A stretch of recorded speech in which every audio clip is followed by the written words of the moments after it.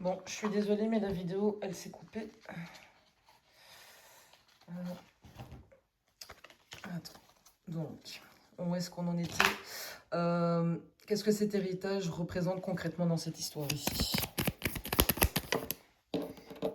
Alors, on a l'union inversée. On a la nativité. Nativité, je vais y arriver. Allez hop. Et on a la méchanceté. Ok. Mais ça ressemble plutôt à une structure ou un lien qui est né d'une union qui s'est cassée ici. La nativité, ça parle d'origine. Donc c'est ce qui a été fondé, c'est ce qui a été créé. Et avec l'union inversée, on pense surtout à une association, un partenariat, une alliance fondatrice qui s'est rompue. Et avec la méchanceté, ça ajoute très fortement ici une notion de nuisance volontaire, d'hostilité, de coup bas, de rancœur ou de volonté de faire du tort. Mais c'était vraiment volontaire. Et donc concrètement, moi je lirai pas l'héritage comme ce qui reste d'une association initiale. Donc l'entreprise, les parts, la clientèle, le nom, la réputation, les actifs, ou simplement la position acquise grâce à cette union. Et on dirait ici que la rupture de cette union a contaminé ce qui avait été construit ensemble. C'est ça l'héritage ici du conflit. Mais et qu'est-ce qu'elle risque de perdre, cette personne-là?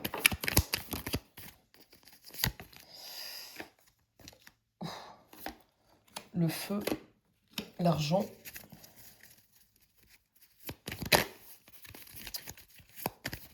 Après, je vais passer au tarot. La clé de la destinée, mais à l'envers. Bon, ça pointe ici clairement vers une perte de puissance, de dynamique et de contrôle avec un enjeu financier, mais majeur ici.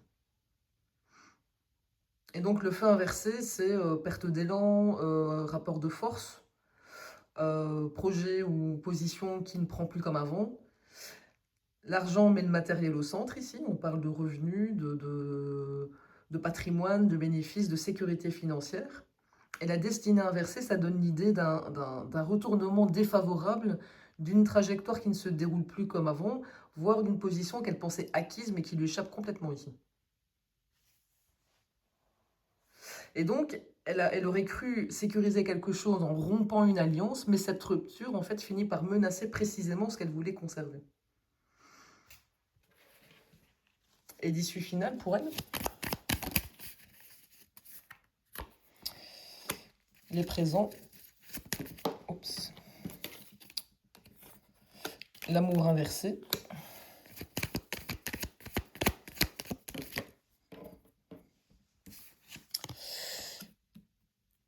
Et l'inconstance. Les présents, ça montre ce qu'elle a reçu, ce qu'elle a obtenu ou ce qu'elle a pensé gagner. L'amour inversé, ça indique que les liens se détériorent, que la loyauté disparaît, que les alliances se cassent. Et on a inconstance derrière, c'est de l'instabilité pure.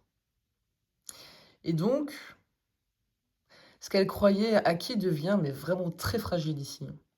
Et donc, petit à petit, elle pourrait commencer à perdre sa réputation, sa place, l'argent, les protections.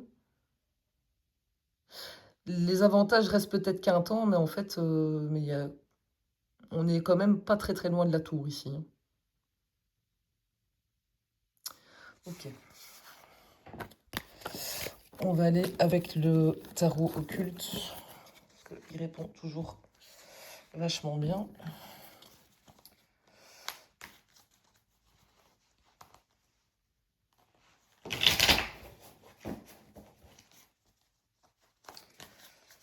Ok.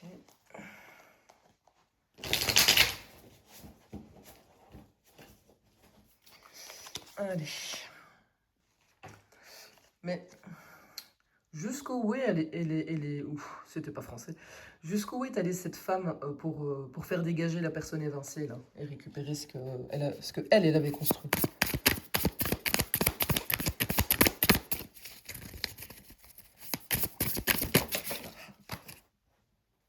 Attends. On a un valet de coupe inversé. Enseigne l'astronomie et les propriétés des plantes et des pierres précieuses. Ouh, 6666, ok. Et le 4 d'épée, qui peut donner l'apparence d'un soldat ou d'une guerrière.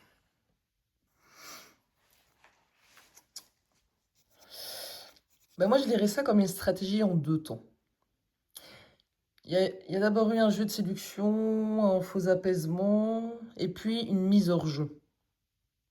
Et donc, le valet de coupe, ça peut représenter une personne. C'est pas une personne, c'est pas ça que je voulais dire, c'est... enfin, si, une personne douce, conciliante, émotionnelle, presque innocente. Donc on charme, on rassure, on fait passer un message agréable, on joue sur l'affect ou la confiance. Et le 4 d'épée derrière, ça parle plutôt d'une mise à l'arrêt, de retrait forcé, d'isolement, de quelqu'un qu'on neutralise et qu'on pousse à ne plus agir. Et l'image du soldat ou de la guerrière durcit quand même un peu le truc ici, c'est que derrière cette façade tendre, il y a une logique beaucoup plus combative. Quelqu'un qui avance avec une stratégie de défense, qui tient sa position et qui sait qu'il y a un rapport de force.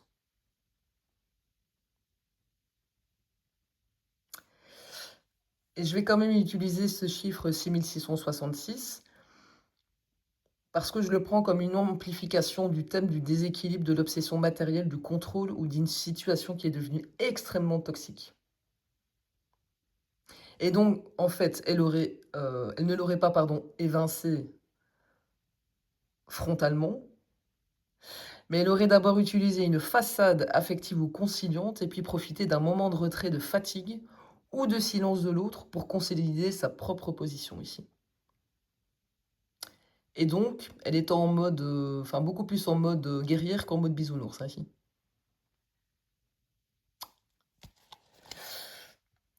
Et de quoi elle a profité chez la personne évincée pour réussir à la mettre hors jeu.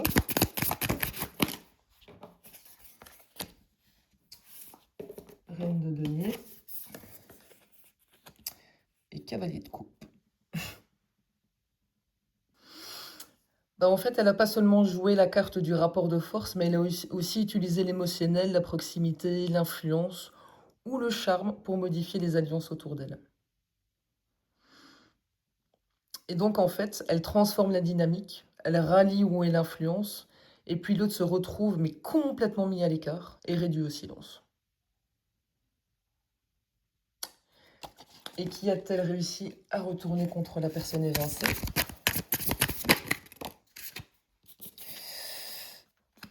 Le valet de denier. Le valet de denier, c'est souvent quelqu'un qui est jeune dans l'attitude.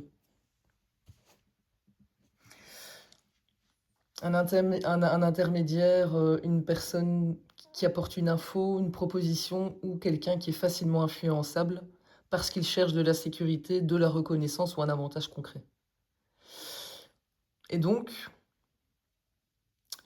moi je verrais d'abord une personne du cercle proche ou pro qu'elle a pu convaincre avec un argument pratique, financier ou de loyauté ici.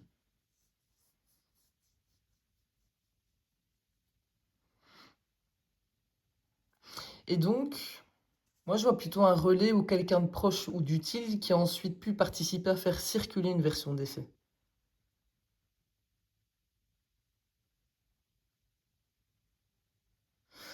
Mais est-ce que cette personne retournée, elle appartient à la famille, aux amis ou au milieu professionnel? Je vais tirer 3 cartes pour ça.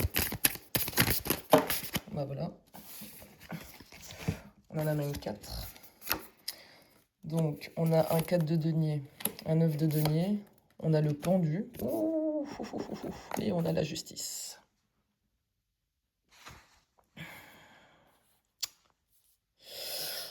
Moi, je vois pas juste...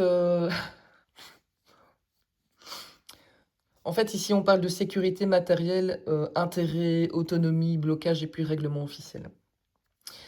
Le 4 de denier, c'est quelqu'un qui protège sa position, son argent, son confort ou ce qu'il possède. Le 9 de denier, ça parle d'une personne qui est installée, qui a quelque chose à préserver socialement ou matériellement. Et le pendu, c'est quelqu'un qui se retrouve coincé, suspendu, obligé d'attendre ou de changer de point de vue. Et la justice qui sort ici en quatrième carte, ça ramène clairement à un enjeu de droit, de contrat, d'équité, de procédure, de vérité qui doit être remis à plat.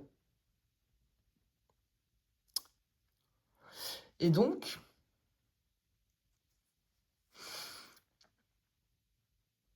cette personne retournée, mais elle appartient pas forcément à la famille, aux amis ou au milieu professionnel, mais je pencherais plutôt vers euh,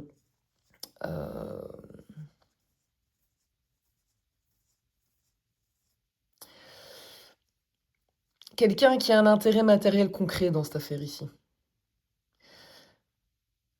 Et c'est plus clair ça que vers les copines au sens affectif. Et donc ça peut être une personne qui a choisi son camp parce qu'elle voulait se sécuriser, sécuriser sa place, ses revenus, son patrimoine, et qui finit mêlée à une situation où la justice ici, elle intervient. Et donc, le duo 4 de denier, 9 de denier, moi ça me fait penser à quelqu'un qui se dit « Oh, pop, pop, pop, moi je protège ce que j'ai ». Et donc il pourrait, je dis bien il pourrait, hein, y avoir quand même un entourage ou de la famille, mais la motivation ressort beaucoup plus sur le plan matériel et stratégique qu'émotionnel ici. Et donc, cette justice en bonus, moi je trouve qu'elle est quand même vachement intéressante parce qu'elle peut dire que la personne évincée finit par récupérer un levier officiel ou éventuellement qu'un arbitrage remet en question la version installée. Ouh, ouh, ça se corse. Ça se corse. Ok. Et qui a choisi son intérêt matériel plutôt que la personne évincée. Et en gros, quel prix elle va payer pour ce choix.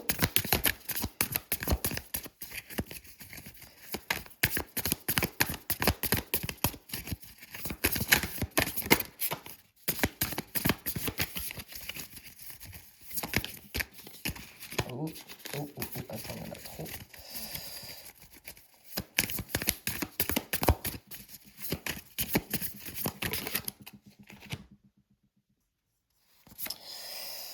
Alors, j'ai un set de coupe et une reine de bâton.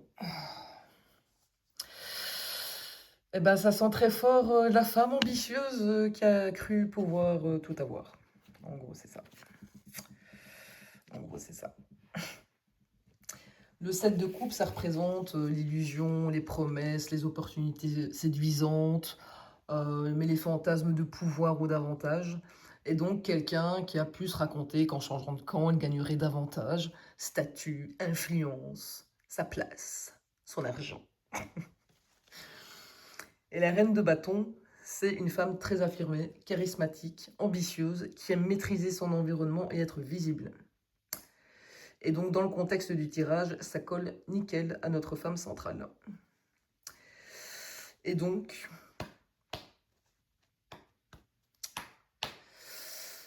clairement, elle a choisi le camp qui pouvait lui offrir le plus d'avantages, en croyant pouvoir tout contrôler. Mais ce set de coupe dit justement qu'une partie de ce qu'elle pensait gagner reposait uniquement sur du fake. Et ce qu'elle risque de payer, eh ben, c'est la désillusion. Découvrir que tout ça n'existe pas. Et donc, elle a voulu monter dans le jeu, mais en fait, elle s'éclate complètement la gueule au sol. Et j'ai envie de dire, c'est bien fait. Dans mon langage, c'est ce qu'on appelle le karma. Voilà. Il n'y a pas d'autre mot. Quelle illusion cette femme, elle entretient encore sur sa position là. Elle a l'air de vivre dans un monde parallèle. Hein. Un cavalier de bâton. Ouf. Eh ben, en fait, elle croit qu'elle est encore intouchable, qu'elle peut foncer, qu'elle peut retourner la situation par culot, qu'elle peut intimider ou charmer. En fait, l'énergie du bâton, c'est j'y vais, je gère et je vais m'imposer tout simplement. Et donc, son illusion, ce serait de penser que sa capacité à bouger vite, parler fort, séduire, convaincre, ou créer un nouveau coup, bah, suffira à la sauver en fait. Sauf que le problème, c'est qu'un cavalier de bâton, ça peut aussi être impulsif, instable, trop sûr de lui et partir avant de réfléchir aux conséquences. Et donc, elle croit encore qu'elle peut cavaler plus vite que les conséquences. En gros, c'est ça. Et c'est justement là que ça peut devenir drôle. Plus elle accélère, plus elle risque de faire l'erreur de trop. Du coup, elle va tenter quoi là comme coup?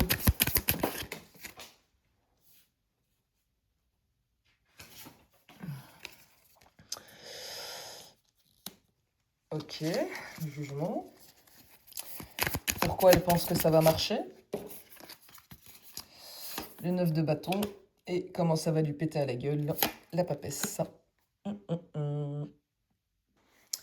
Et bien avec le jugement, elle va essayer de faire trancher la situation, de provoquer une décision ou de faire reconnaître sa version et de redistribuer les responsabilités et ou de faire porter le poids à quelqu'un d'autre. Sur la carte, il est écrit que le jugement distribue les responsabilités et les promotions. Et donc ça colle vraiment très très bien avec une tentative de légitimer qui mérite quoi, qui est responsable de quoi et qui doit rester ou dégager. Et du coup, son coup, là, ça pourrait être faire officialiser une version de l'histoire qui l'arrange. Le 9 de bâton, pourquoi elle pense que ça va marcher? Bah parce qu'elle se croit en position solide. Elle pense avoir tenu jusque-là, avoir eu du soutien, avoir fait valoir ses arguments, peut-être ses relais.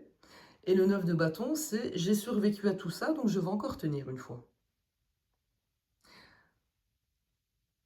Mais Marcosias est décrit comme un guerrier puissant et loyal, obéissant aux ordres. Et donc ça peut même suggérer qu'elle pense pouvoir compter sur des gens qui lui resteront fidèles et feront bloc autour d'elle. Et comment ça se retourne contre elle avec la papesse? Ça, c'est la meilleure. La papesse, c'est ce qui est caché, les informations détenues en silence, les documents cachés, la mémoire, les secrets, ou ce que quelqu'un sait sans forcément l'avoir encore montré. Et donc, elle fait son jugement en pensant maîtriser parfaitement le récit. Elle se prend quelqu'un qui sait beaucoup plus qu'elle ne le croit. Et Dantalion, sur cette carte, parle justement de connaître la pensée des hommes, enseigner les arts et les sciences et provoquer l'amour. On est complètement dans la connaissance des motivations cachées des mécanismes humains ici.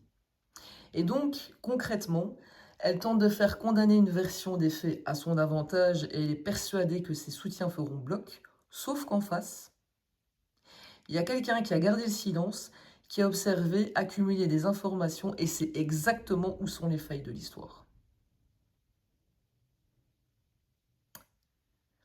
Et avec ce qu'on avait avant, avec le sceau, la justice, la loi, le papyrus, bah, la papesse à cet endroit-là, ça me fait particulièrement penser à des éléments qui ont été conservés, des échanges, des documents ou une vérité qui restait silencieuse jusque-là.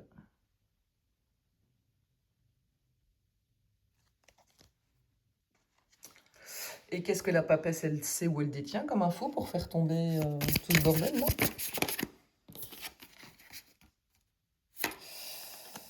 Ouh, le 6 de coupe. Oh, hop, hop, hop, hop, hop, hop. Et la mort. Bah ici, la personne évincée, en fait, elle pourrait détenir quelque chose qui renverse complètement le récit. Le 6 de coupe, c'est pas une carte de destruction brute, mais ça parle plutôt du passé, de mémoire, de personnes qui connaissent l'histoire, de réputation construite dans le temps. Et donc, ce qu'elle détient, c'est pas forcément une bombe sortie de nulle part, mais ça pourrait être la mémoire complète de ce qui s'est réellement passé ici. Des anciens échanges, des témoins, des éléments qui permettent de reconstituer l'histoire. Quelque chose de matériel ici, d'écrit. Et Lucifer, avec la mort en deux de paquets, dans le système, Moi, ça me donne quand même une idée de révélation libératrice qui provoque une fin irréversible. Et donc, je ne parle pas forcément de tout détruire au sens littéral, mais c'est de faire mourir une version des faits, une alliance, une position ou une façade qui ne peut plus tenir après une révélation.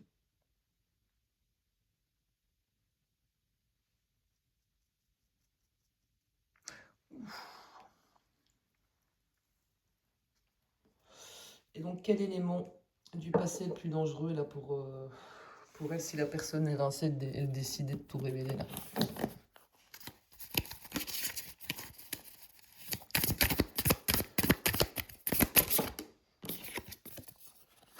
Le 4 de bâton connaît tous les secrets, ça en dit déjà long. La roue de fortune.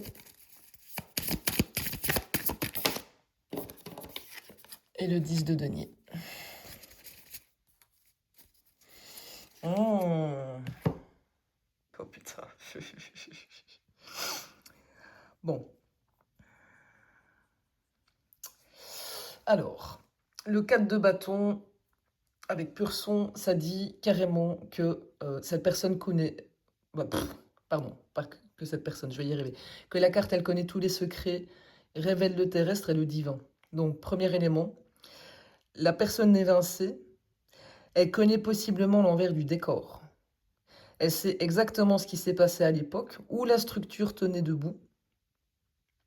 On parle d'accords, de fonctionnement interne, de décisions, éventuellement de ce qui avait été convenu oralement ou officieusement.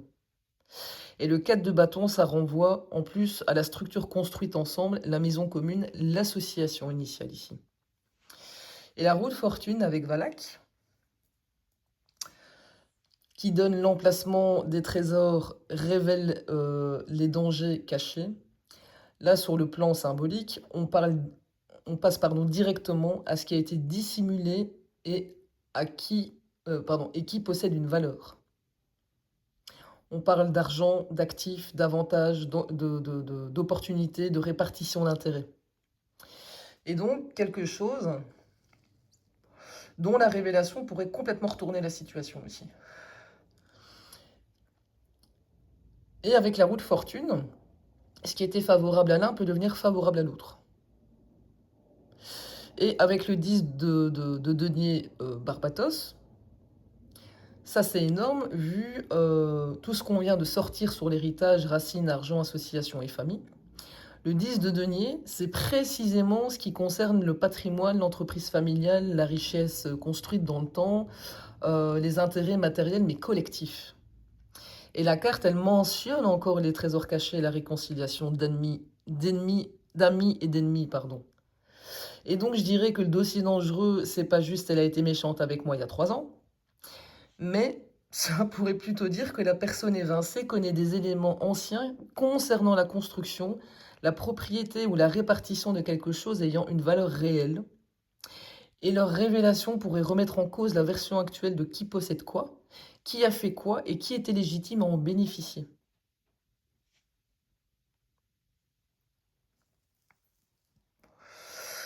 Et là, je vais poser une question parce qu'on a un gros morceau. On tient un gros morceau. Ce qui a été caché, est-ce que ça concerne principalement de l'argent, des actifs d'entreprise ou un montage contractuel ici?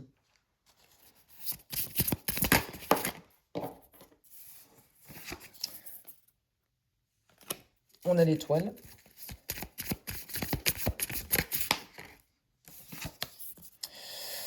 On a le 5 d'épée. Ok.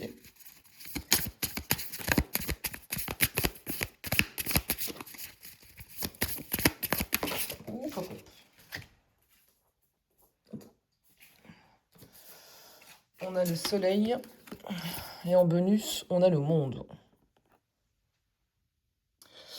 L'étoile, c'est quelque chose de valorisant, de prometteur qui pouvait donner de l'avenir ou de la reconnaissance. Le 5 d'épée, là, on est clairement dans le conflit, dans la victoire obtenue au détriment de quelqu'un, le rapport de force, le coup tordu, ou le succès qui laisse un goût de trahison. Et le soleil, ce qui était caché, finit par être mis en pleine lumière. Et donc ça peut parler d'une vérité évidente une fois qu'on la voit, ou de plusieurs personnes qui comprennent l'ensemble de ce qui s'est passé. Et le monde, c'est la conclusion, l'accomplissement, la fermeture complète d'un cycle, mais aussi une vision globale. Et donc, en fait, on voit enfin l'ensemble du mécanisme.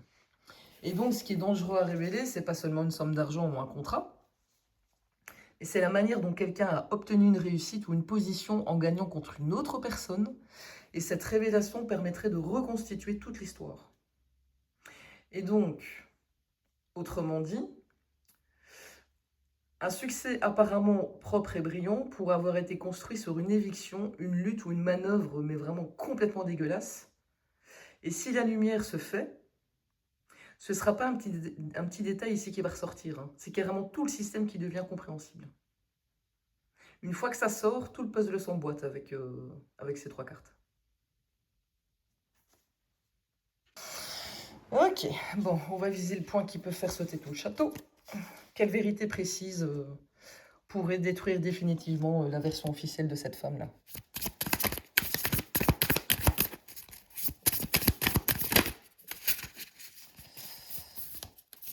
On a un 2 de coupe, un valet de bâton.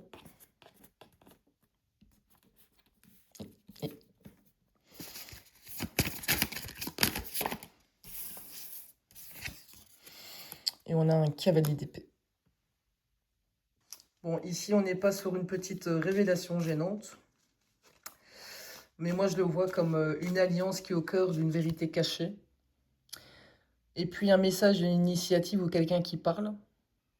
Et derrière une attaque frontale ou une confrontation, il y a une action, mais qui part mais très vite. Et donc, ce qui détruit la version officielle, ça pourrait être la révélation d'une alliance réelle, d'un accord, d'une proximité ou d'une entente que quelqu'un niait ou minimisait ici. Il y a eu un pacte entre des personnes. Et quand ça sort, ça déclenche une riposte immédiate et violente.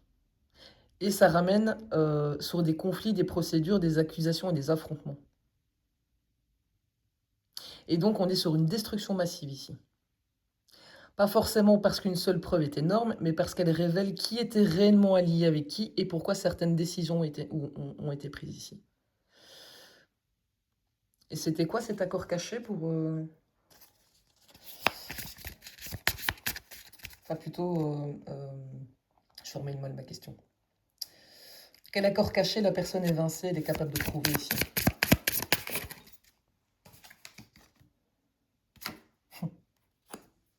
Un 4 de coupe. Et en dos de paquet, j'ai le magicien avec Baphomet. Oh, ça devient croustillant, ça.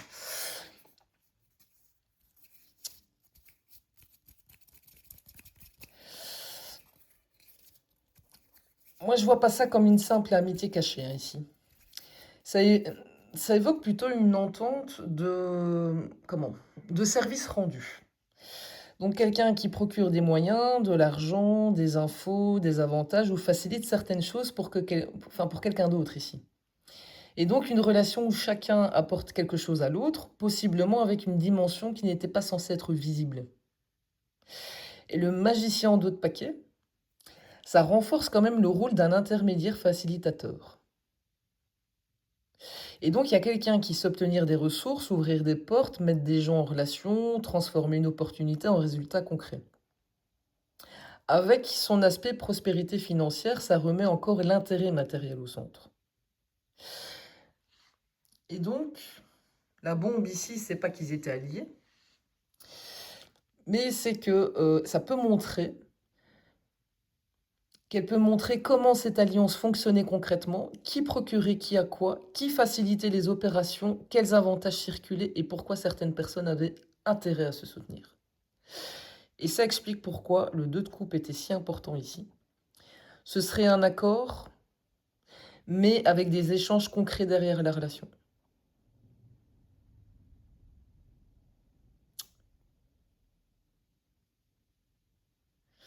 Ok. Et qu'est-ce qui circulait réellement entre ces personnes en échange de leur loyauté, là? L'ermite. de l'information, du conseil et surtout de la discrétion. Et donc on parle ici de secrets confiés, d'informations internes, d'expertise, de conseils stratégiques, d'accès à quelqu'un qui sait, mais avec une dimension très cachée. On fait pas ça en pleine lumière, on échange à huis clos et on garde certaines choses pour soi. Et donc en gros, l'accord, ça aurait pu être, je te donne des infos, je te conseille, je t'aide à comprendre ou contourner certaines choses, et en échange, tu me protèges, tu me restes fidèle et tu gardes le silence.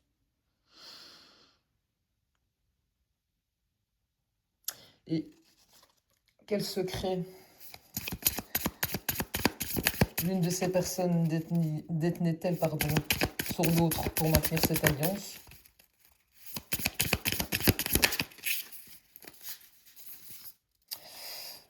Le 3 de bâton. Oh! Il y a 3 personnes dans le jeu. Un troisième associé, un intermédiaire ou quelqu'un à distance, un partenaire commercial, un relais. Bref, une personne extérieure en duo qui a joué un rôle déterminant ici. Et donc ce secret, ça implique potentiellement une troisième personne ou une ouverture vers l'extérieur. Et donc leur alliance, elle était peut-être pas vraiment à deux, mais il y a quelqu'un d'autre qui savait et qui profitait ou qui tenait une pièce importante du puzzle ici. Et quel rôle elle joue exactement, cette troisième personne, dans cette magouille-là? Le 8 d'épée. Bon, ça donne quand même un rôle beaucoup plus sombre à cette troisième personne. Moi, je vois quelqu'un qui maintient les autres coincés, dépendants ou sous pression, et qui peut faire basculer la situation très vite ici. Le 8 d'épée, c'est l'enfermement, la peur, l'impression qu'on n'a pas d'issue. Et avec Focalor, ça devient presque quelqu'un qui contrôle le terrain et qui sait quand appuyer pour faire couler quelqu'un, ou au contraire l'épargner. Et donc, la troisième personne, eh ben, c'est celle qui détient le levier de contrainte. Elle sait quelque chose, elle contrôle un accès, une information, un contrat, un réseau, et elle peut mettre en difficulté les autres. Et ça rend l'alliance encore beaucoup plus tordue, parce qu'on n'est pas juste sur un trio d'intérêts, c'est un trio où l'un des trois a potentiellement le pouvoir de détenir les deux autres par les couilles, en gros. Et le levier de cette troisième personne qu'elle détient là sur les autres. Oh putain, c'est tordu. Ouh là là.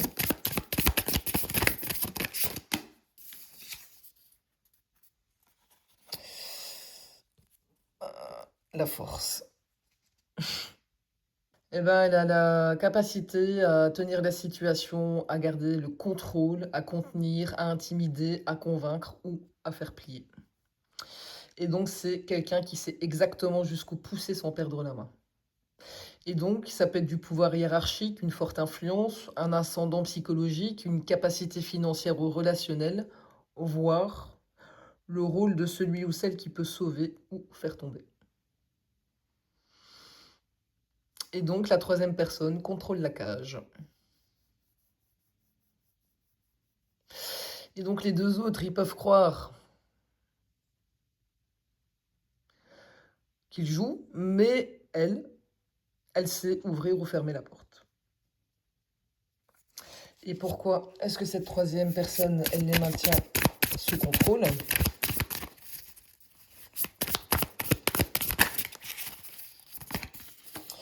Parce que le 2 d'épée et le 9 de coupe.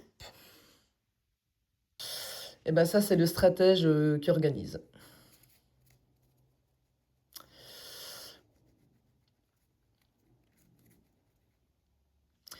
Le 2 d'épée, avec cette iconographie de tours, d'armes et de soldats, ça fait penser à quelqu'un qui prépare, qui répartit les rôles, qui donne une direction, mais reste lui-même derrière. Et le 9 de coupe, avec cette idée d'invisibilité, de trésors cachés, de savoir, de récupération d'objets perdus, ça renforce un peu le profil de celui qui sait où sont les ressources, les failles et les leviers, tout en restant difficile à saisir. Et donc, concrètement, C'est cette troisième personne qui tire les ficelles, qui garde les mains propres et qui laisse les autres agir en première ligne. Et en fait, ce sont eux qui portent tout le risque.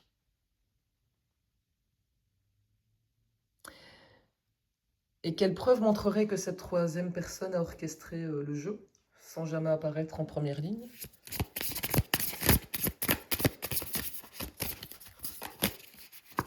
Il y en a trop. Attends. Attends, le mix s'est retourné maintenant. Tic, tic, tic, tic. Un roi de coupe.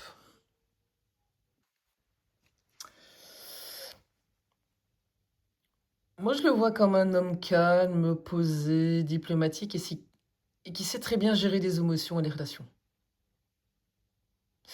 Donc la preuve ici, c'est pas forcément un document qui serait signé de sa main, mais ça peut être le schéma relationnel lui-même. Il y a plusieurs personnes qui agissent, qui se positionnent ou qui prennent des décisions, mais qui reviennent tout le temps vers la même personne pour une validation. Et donc le roi de coupe, c'est celui qui ne crie pas, qui ne se salit jamais les mains, mais qui influence tout le monde.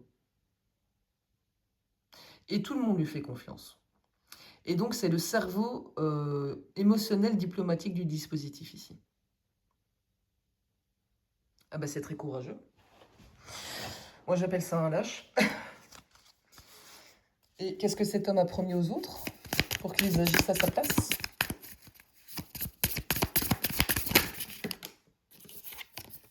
Monts et merveilles. Oh, un valet d'épée. Eh ben ça, c'est le genre de personnage qui dit faites-moi confiance, je sais où on va, je maîtrise les infos et je pourrai arranger les choses après. Donc il ne leur promettait pas forcément de l'argent directement, mais il leur vendait plutôt sa stratégie, ses informations et sa capacité à négocier des conséquences. En gros, vous exécutez, moi je vous guide et je m'occupe de recoller les morceaux si ça tourne mal. Donc le mec, il garde l'image du médiateur raisonnable, pendant que les autres, ils prennent des décisions en prenant tous les risques à sa place. Et quand tout éclate, est-ce qu'il les protège ou est-ce qu'il les sacrifie?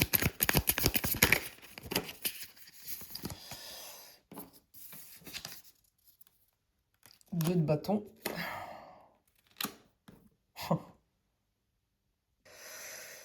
Eh ben, clairement, il choisit sa position à lui.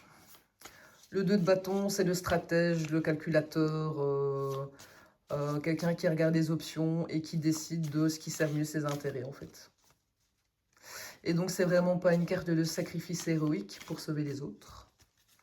Et le roi de denier, ça c'est très concret. On parle de sécurité, de statut, de patrimoine, de pouvoir matériel, d'entreprise, d'argent. Et donc, au moment critique, eh ben, il va se dire qu'est-ce que je dois préserver pour rester debout? Eh ben, en fait, il va sacrifier tout le monde pour garder sa place. Donc, en gros, il sauve le coffre-fort avant les soldats. Et donc, comment cette histoire se termine pour la femme, pour la personne évincée et celui qui tire les ficelles, enfin les deux personnes, pardon, la personne évincée et celui qui tire les ficelles. Eh bien, pour les deux, c'est la mort.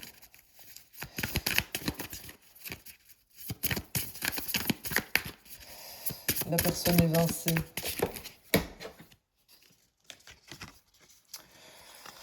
on est sur un 5 de coupe. Et pour celui qui tire les ficelles, on a la tempérance inversée. La mort sur les deux autres, ça parle de fin de cycle radical. Donc leur position telle qu'elle existe dans le tirage, elle ne survit pas. Et donc on parle ici de rupture professionnelle, de perte d'alliance, fin d'une fonction, changement total de situation. Et avec tout ce qu'on avait sur l'argent, la renommée, la trahison, la justice, ça ressemble surtout à une structure qui devient impossible à maintenir sous sa forme actuelle. Pour la personne évincée,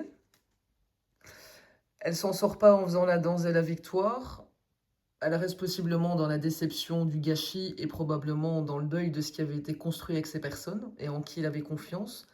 Mais le 5 de coupe a quand même un détail essentiel, c'est que tout n'est pas perdu. Et donc elle finit par regarder ce qui reste encore debout, elle peut reconstruire ailleurs et donc obtenir peut-être une forme de vérité ou de reconnaissance. Mais ça ne lui rend pas magiquement ce qui a été détruit ici. Et la tempérance inversée,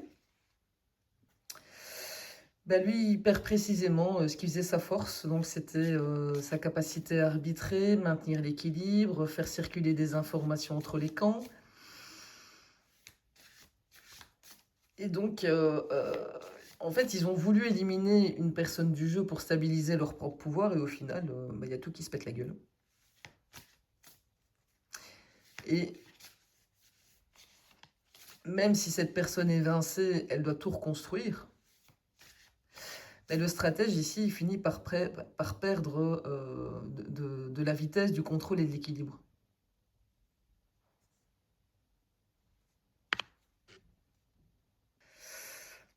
Et en fait, ils se rendent compte qu'ils ont dégagé quelqu'un pour sauver un château, et ils finissent par comprendre et découvrir que c'était peut-être elle, en fait, qui empêchait le château de s'écrouler.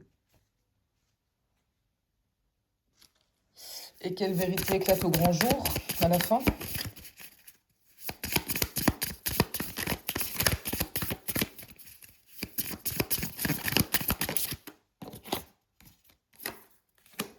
Le magicien.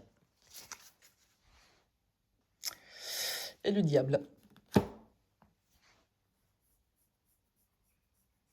Bah, le magicien, c'est quelqu'un qui sait convaincre, qui sait mettre les choses en mouvement, qui sait créer une réalité avec les moyens qu'il a. Et donc, dans l'ombre, ça peut devenir la manipulation des perceptions, l'art de faire croire que tout est sous contrôle, en fait, ici. Et le diable derrière, ça ramène l'intérêt, l'emprise, l'argent, la dépendance, l'ambition, les arrangements malsains. Et aussi des liens dont on profite parce qu'ils servent quelque chose. Et donc, tout ce qui semblait être une série de décisions indépendantes révèle finalement un système de manipulation et d'intérêts croisés. Et il y a quelqu'un qui savait très bien ce qu'il faisait, qui utilisait les failles, les loyautés, les besoins matériels, qui appuyait sur les peurs des autres et qui faisait avancer les pièces sans apparaître comme responsable. Et donc le grand secret, c'est pas forcément qu'ils ont merdé, mais c'est que quelqu'un a construit le bordel en connaissance de cause et que les autres ont accepté de jouer parce qu'ils avaient quelque chose à y gagner. C'est lamentable. Enfin bref, sur ce, je vous laisse. Je vous remercie pour votre attention. Vous pouvez commenter, liker, partager, tout ci, tout ça. Et on se retrouve pour un prochain tirage. Salut!